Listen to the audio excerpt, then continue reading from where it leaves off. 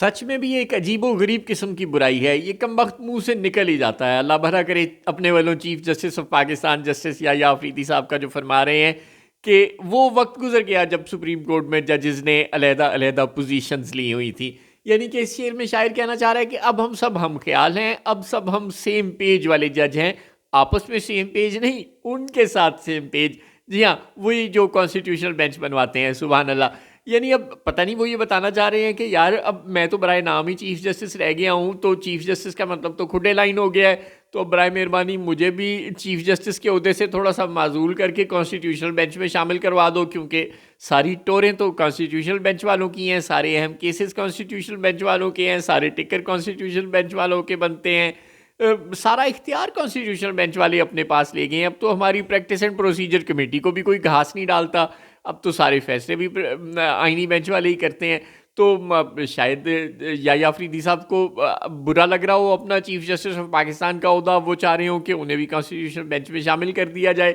کم از کم کوئی ٹور شور تو بنے گی، کوئی کیس شیس تو لگے گا، کوئی ٹکر شکر تو چلیں گے۔ اب بیچارے کیا قتل اور چوری اور اغوا کے کیس سنتے رہتے ہیں اپنے والوں چیف جسٹس صاحب، کوئی آئینی کیس تو ان کے پاس آتا ہی نہیں، حالانکہ وہ بھی سپریم کورٹ بھی آئینی عدالت ہے، لیکن یہ والی آئینی عدالت پیچھے رہ گئی ہے اور اس کا ایک آئینی بینچ بہت آگے نکل گیا ہے۔ تو بہرحال غصہ انہیں جو بھی ہے، لیکن وہ یقین دلا رہے ہیں اہل قوت کو کہ یار اب تو ہم سب کے سب سیم پیج والے ہیں۔ بھائی ایک دو اگر اطہر من اللہ یا اپنے منصور علی شاہ جیسے لوگ ہیں تو اب اس کا تو اپنے یحییٰ آفریدی صاحب کچھ نہیں نہ کر سکتے، باقی تو الحمدللہ پورے کا پورا سپریم کورٹ تقریباً سیم پیج پر ہی ہے۔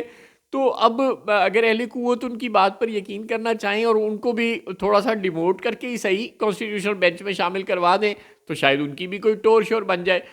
پتہ نہیں انہیں کیوں ٹور میں کمی محسوس ہو رہی ہے، یا پھر سچ بولنے کا شوق چلایا ہے اور وہ دنیا کو بتانا چاہ رہے ہیں کہ اب وہ گلاں نہیں رہ گئی ہیں جب حریت فکر ہوا کرتی تھی، جب ڈیموکریٹک تھاٹس ہوا کرتی تھیں، جب علیحدہ علیحدہ موقف والے لوگ ہوا کرتے تھے، جب اختلاف رائے ہوا کرتا تھا۔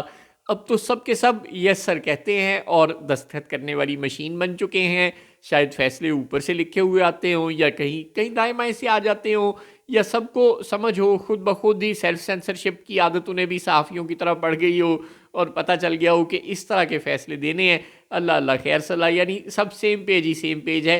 وہ دور گزر گیا جب اختلاف رائے ہوا کرتا تھا، جب آدھے ڈیموکریٹک اور باقی دو چار ہوا کرتے تھے سیم پیج والے۔